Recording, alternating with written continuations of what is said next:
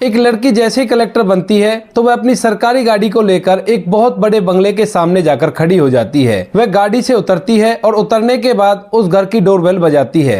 अंदर से एक बुजुर्ग व्यक्ति निकलता है और वह उस लड़की से पूछने लगता है कि बेटी तुम कौन हो और तुम्हें किससे मिलना है। उसके बाद कलेक्टर साहिबा एक व्यक्ति का नाम बताती हैं, लेकिन वह व्यक्ति उन्हें बताता है कि वो लोग तो यहाँ से काफी दिन पहले जा चुके हैं और फिलहाल वो कहाँ रहा करते हैं इस बारे में मुझे नहीं पता है। इसके बाद जो कलेक्टर साहिबा होती हैं वो मायूस होकर वहां से उल्टा अपनी गाड़ी में बैठती हैं और वहां से चली जाती हैं। कौन थे वे व्यक्ति जिनके बारे में कलेक्टर साहिबा पता कर रही थी और ऐसा क्या कारण था जिस वजह से उनके ना मिलने पर कलेक्टर साहिबा मायूस हो गई थी? पूरी कहानी की सच्चाई जानने के लिए वीडियो को अंत तक जरूर देखें। उत्तर प्रदेश के एक डिस्ट्रिक्ट में एक कॉलेज होता है जिस कॉलेज के अंदर एक निर्मल नाम का व्यक्ति पढ़ा करता है। निर्मल जिसके पिता करोड़पति है और उनका ढेर सारे कारोबार हैं, तो निर्मल को पैसों रुपए की कोई भी दिक्कत नहीं होती है। वह गाड़ी से आया जाया करता और कॉलेज के अंदर फुल एंजॉय कर रहा था। एक दिन निर्मल जब अपनी क्लास में बैठा हुआ था तो उसकी नजर अपनी ही क्लास की एक लड़की पर पड़ती है जिसका नाम होता है शिखा।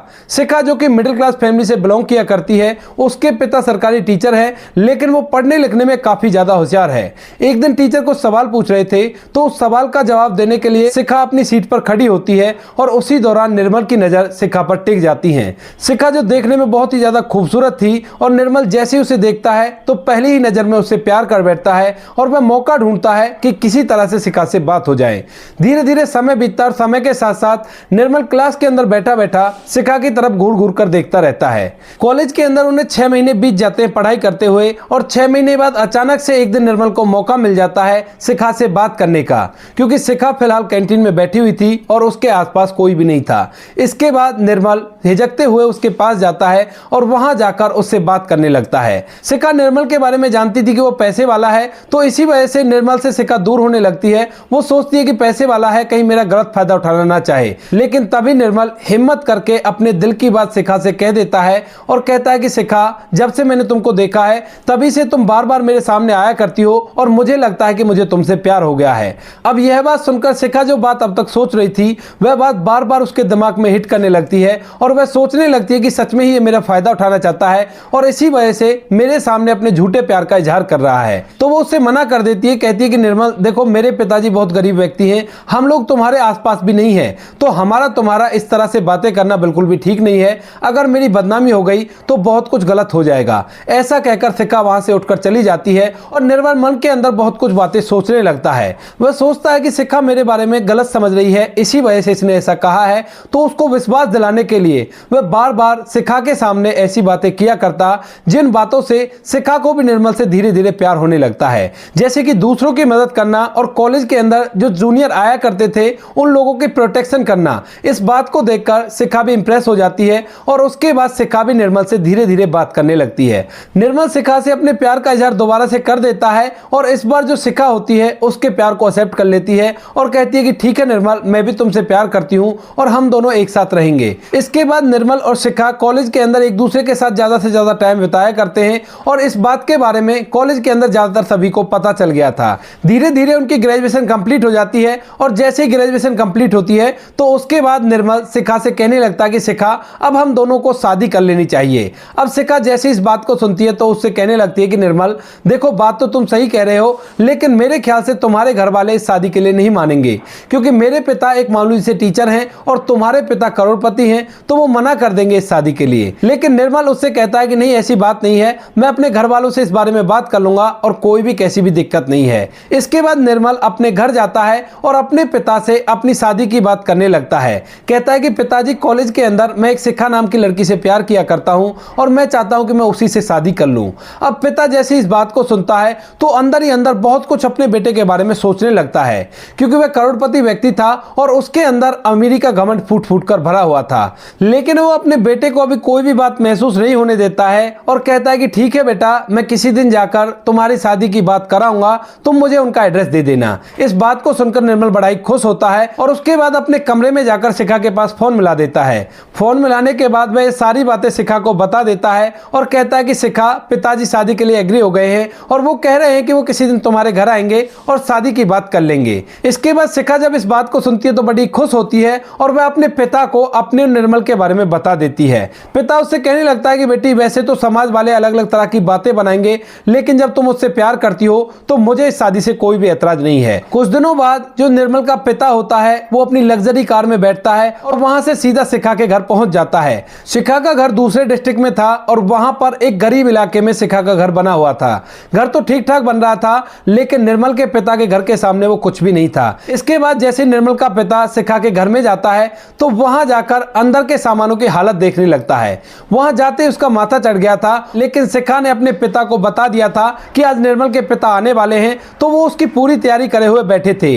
तभी जो शिखा के पिता हैं वो उनको आदर सम्मान के साथ घर के अंदर बिठाते हैं और बिठाने के बाद चाय नाश्ता कराते हैं। चाय नाश्ता करने के बाद जो निर्मल का पिता होता है वह शिखा के पिता से बात करने लगता है और बातों ही बातों में वो अमीरी का रौब झाड़ने लगता है और कहता है कि देखो, तुम्हारी बेटी को मेरे बेटे से कहना होगा कि वो उससे प्यार नहीं किया करती है। इसके लिए चाहे तुम जितने भी पैसे ले लो, लेकिन मेरे बेटे के साथ आपकी बेटी की शादी नहीं हो सकती। इस बात को सुनकर शिखा के पिता को बड़ी हैरानी होती है, क्योंकि अब तक वो समझ रहे थे कि ये शादी की बात करने के लिए आया है, लेकिन यहां पर ये पैसों का रौब दिखाने के लिए आया है ताकि वह अपने बेटे को इस लड़की से छुटकारा दिला सके।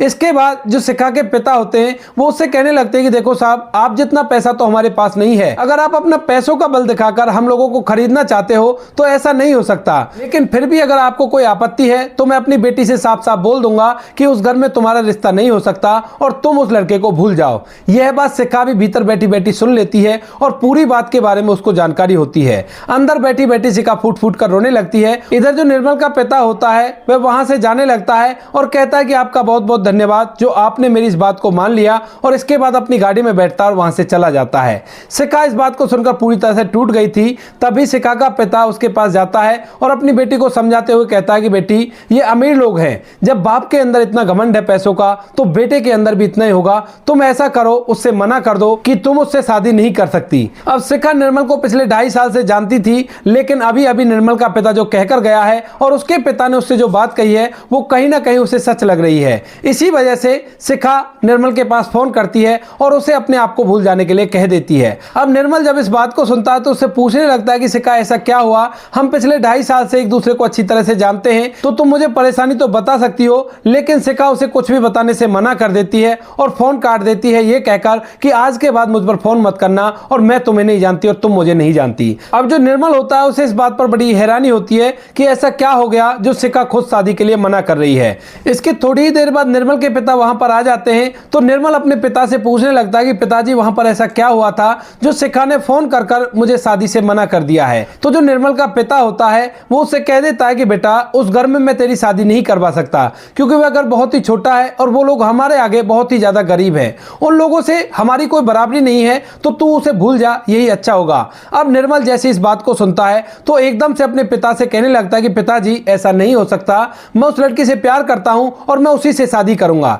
लेकिन पिता अपने बेटे को साफ साफ बोल देता है कि मैं नहीं चाहता कि तुम उस लड़की से शादी करो, अगर तुमने ऐसा किया तो देख लेना, फिर मैं अपने आप को इस दुनिया से विदा कर लूंगा। अब जैसे निर्मल अपने पिता की इस बात को सुनता है तो वो बड़ा ही असमंजस में पड़ जाता है। एक तरफ तो उसका 2.5 साल पुराना प्यार था जिससे 2.5 साल से वो प्यार किया करता था, और दूसरी तरफ उसका जीवन भर का प्यार था उसका पिता, जिसे वो बचपन से जाना पहचाना करता था और उसकी उंगली पकड़कर उसने चलना सीखा था। इसके बाद जो निर्मल है थोड़ी देर तक सोच विचार करता है और सोच विचार करने के बाद कह देता है कि ठीक है पिताजी, अगर आप नहीं चाहते कि मैं उस लड़की से शादी करूं तो मैं बिल्कुल भी उस लड़की से शादी नहीं करूंगा, लेकिन आप ये बात भी सुन लीजिए, उसके सिवा मैं किसी से शादी नहीं कर सकता और जीवन भर मैं ऐसे ही रहूंगा। इस बात को सुनकर पिता को थोड़ा सा धक्का लगता है, लेकिन फिर वो सोचने लगता है कि हो सकता है अभी अभी इसका दिल टूटा है, इस वजह से ऐसी बातें कर रहा हो। तो वो कह देते हैं कि ठीक है, अगर तुझे शादी नहीं करनी तो बेशक से मत कर, लेकिन उस घर में तुम्हारी शादी नहीं हो सकती। निर्मल इस बात को लेकर बड़ा ही परेशान रहने लगता है। वह दिन भर अपने कमरे के अंदर रहा करता, न किसी से ज्यादा बात किया करता और न ही अपने यार दोस्तों से मिलने जुलने के लिए जाया करता। पहले निर्मल अपने यार दोस्तों के साथ घूमा करता, लेकिन अब उसकी जिंदगी पूरी तरह से चेंज हो गई है। अब पिता जब अपने बेटे की हालत देखता है तो उसे तरस तो आता है, वह सोचता है कि क्यों ना उसी से शादी करा दूं, लेकिन कहीं ना कहीं उसके जो पैसों का घमंड उसके दिमाग में पल रहा था वह उसके सामने आ जाता है और वह उसको बार बार रोक लेता है उस लड़की के साथ अपने बेटे की शादी कराने से। इसके बाद कई बार वह अपने बेटे को समझाने की कोशिश करता है, लेकिन बेटा उसकी एक बात नहीं सुनता है। धीरे धीरे इसी तरह से 3 साल बीत जाते हैं। 3 साल तक ना तो निर्मल ने शिखा को कभी फोन किया था और ना ही पूरी तरह से उसे अपने दिमाग से निकाल पाया था। निर्मल के पिता जबरदस्ती उसको इधर उधर फंक्शनों में ले जाया करते थे, लेकिन निर्मल का कहीं भी मन नहीं लगा करता है और वह ऐसे ही गुमसुम सा उस फंक्शन में घूमकर वापस आ आ जाया करता।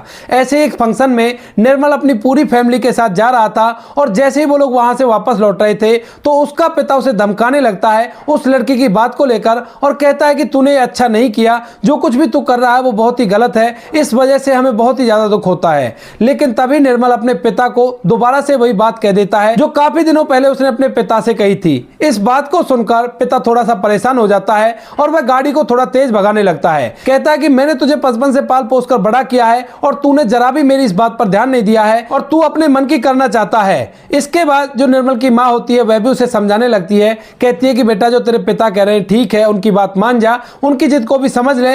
लेकिन निर्मल साफ साफ मना कर देता है और कहता है कि माँ मैं ऐसा कुछ भी नहीं करूंगा। गाड़ी के अंदर इसी तरह की बातें चल रही थी, बाप बेटे में बहस हो रही थी और माँ दोनों के झगड़े को शांत कराने की कोशिश कर रही थी।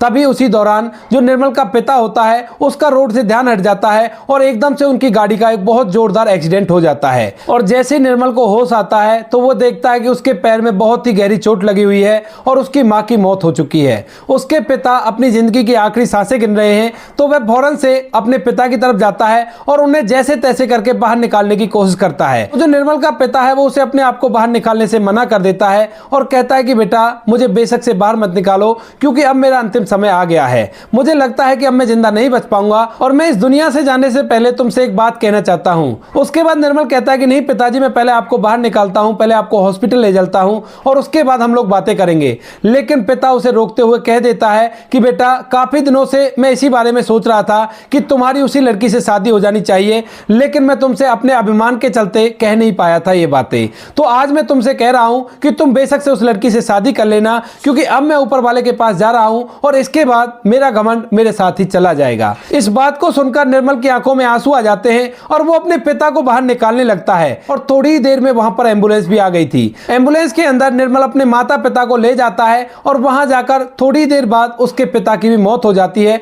और डॉक्टर साहब उसको मृत घोषित कर देते हैं। इसके बाद निर्मल अपने माता पिता की मौत से बड़ा ही टूट जाता है और बहुत ही ज्यादा इस बात से परेशान रहने लगता है। धीरे धीरे निर्मल के पैर का इलाज होता है, लेकिन जैसे ही उसका इलाज कंप्लीट होता है तो उसे पता चलता है कि वो जीवन भर के लिए विकलांग हो गया है। उसके इस पैर में कोई ऐसी कमी रह गई है जो वह अपनी जिंदगी को पहले की तरह नहीं जी सकता है। उसे जीवन भर किसी के सहारे की जरूरत होगी और यह बात देखकर निर्मल बड़ा ही उदास हो जाता है। इसके बाद वह सोचने लगता है कि क्यों ना शिखा से बात की जाए और अब उससे शादी कर लेनी चाहिए क्योंकि पिता की भी आखिरी इच्छा यही बन गई थी। अंतिम समय में उन्होंने मुझसे कह ही दिया था कि तुम बेशक से उसी लड़की से शादी कर लो। निर्मल अपना फोन निकालता है और फोन निकालकर शिखा से बात करने लगता है क्योंकि इस बात को काफी दिन हो गए हैं और वह सोच रहा है कि कहीं ऐसा ना हो कि शिखा की शादी हो गई हो और अब उसके पास कोई ऐसा चांस ही नहीं हो। जैसे निर्मल फोन मिलाता है तो शिखा का नंबर मिल ही नहीं पाता है। इसके बाद वो एक कॉमन फ्रेंड के पास फोन करता है जो शिखा को अच्छी तरह से जाना पहचाना करती थी और उसके पास फोन करके शिखा के बारे में पता करने लगता है।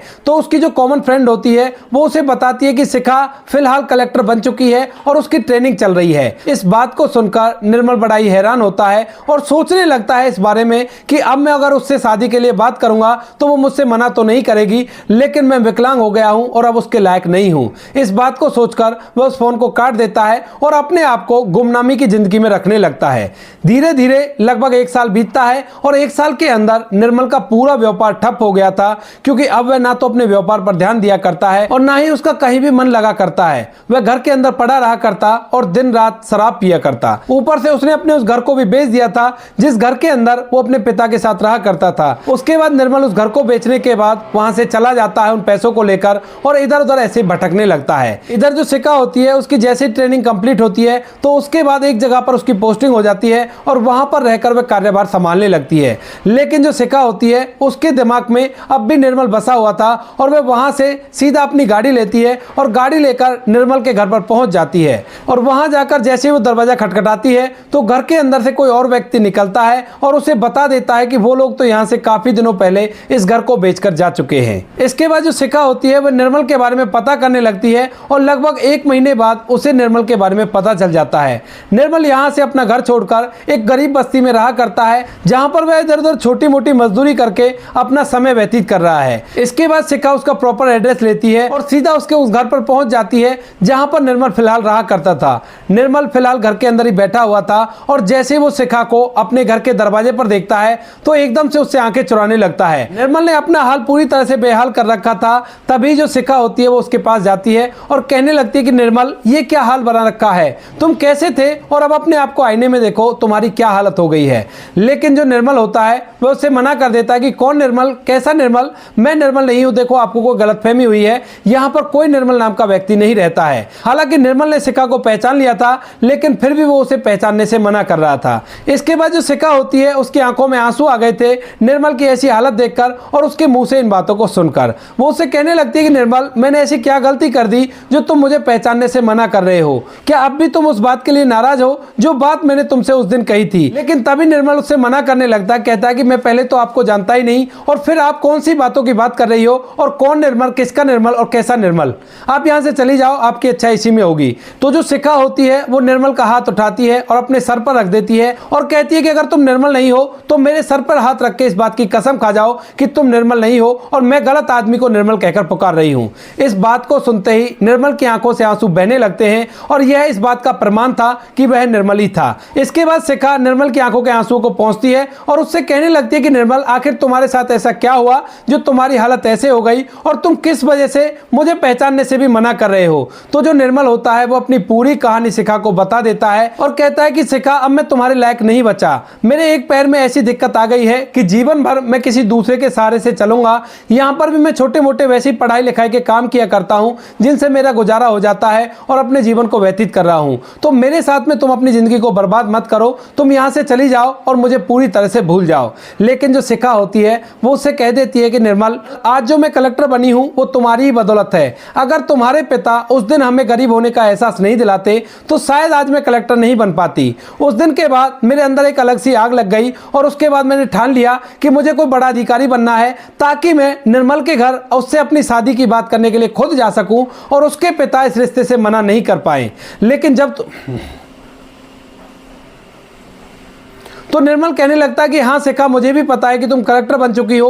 जब तुम कलेक्टर बनी थी तो उसी दौरान मैंने पता किया था तुमसे बात करने के लिए, लेकिन जब मैंने देखा कि तुम कलेक्टर बन चुकी हो और मैं एक विकलांग हूँ तो मैंने सही नहीं समझा तुमसे बात करना और इसी वजह से मैं आज तक तुमसे छुपता हुआ आ रहा हूँ। इस बात को सुनकर शिखा एकदम से निर्मल के गले लिपट जाती है और कहती है कि निर्मल, अब तुम चिंता मत करो, जो हो गया उसे भूल जाओ, लेकिन मैं तुम्ही से शादी करूंगी। ऐसा कहकर शिखा निर्मल को अपने साथ ले जाती है और वहां से सीधा एक अच्छे से सैलून में ले जाती है। सैलून में ले जाने के बाद उसको अच्छी तरह से तैयार करती है और तैयार करने के बाद अपने पिता को उससे मिला देती है। शिखा के जो पिता थे वो इस शादी के खिलाफ बिल्कुल भी नहीं थे, तो वह उन दोनों बच्चों की शादी कराने के लिए एग्री हो जाते हैं और शिखा के पिता की देखरेख में दोनों की शादी हो जाती है। शादी होने के बाद शिखा निर्मल को अपने साथ रखती है और वहीं पर अच्छी तरह से जीवन व्यतीत करती है। उसने निर्मल के लिए एक छोटा सा रोजगार खुलवा दिया था और निर्मल ने अब शराब पीना भी छोड़ दिया था, क्योंकि जिंदगी के अंदर जिस बात का उसे दुख था वो दुख उसका खत्म हो गया था और अब वह अपनी पत्नी के साथ हंसी खुशी जीवन व्यतीत कर रहा है। तो दोस्तों ये थी एक छोटी सी कहानी जहां पर एक लड़के को एक लड़की से प्यार हो जाता है, लेकिन अमीरी की वजह से उसका पिता उसे शादी करने से मना कर देता है। बदले में वह लड़की कलेक्टर बन जाती है और दोनों का जीवन दोबारा से एक मोड़ पर आकर मिल जाता है और वो लोग हंसी खुशी जीवन व्यतीत करने लगते हैं। आप क्या कहना चाहते हो इस कहानी के बारे में? आपकी जो भी राय कमेंट सेक्शन में लिख सकते हो, लोगों के साथ शेयर कर सकते हो। वीडियो अगर अच्छी लगी तो वीडियो को लाइक और चैनल को सब्सक्राइब जरूर करें ताकि हमें थोड़ा सा हौसला मिले आप लोगों के लिए ऐसे अच्छे वीडियो बनाने के लिए। इन कहानियों को सुनाने का उद्देश्य किसी को परेशान करना बिल्कुल भी नहीं है। यह कहानी आपको इसलिए सुनाई जाती है ताकि आप लोग इन कहानियों में से कुछ ना कुछ सीख सको और अपने जीवन में उस चीज को अप्लाई कर सको। मिलते हैं किसी नेक्स्ट वीडियो में नए टॉपिक के साथ, तब तक के लिए जय हिंद, जय भारत, जय हिंदुस्तान।